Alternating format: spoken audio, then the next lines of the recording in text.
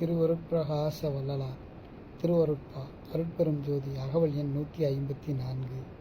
காட்சியும் காணா காட்சியும் அது தரும் ஆட்சியும் ஆகிய அருட்பெரும் ஜோதி எல்லாமாக இறைவன் விளங்குவதால் புறத்திலே காணுகின்ற அத்தனை காட்சிகளிலேயும் அவனையே காண்கின்றோம் என்பதே உண்மை.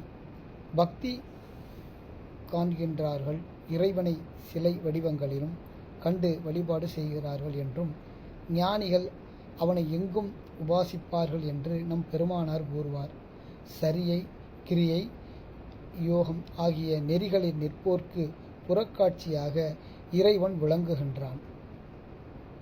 யோகம், ஞானம் ஆகிய அகவழிபாட்டு நெறியில் நிற்போர் இறைவனை தனக்குள்ளே காண முயற்சி செய்வர்.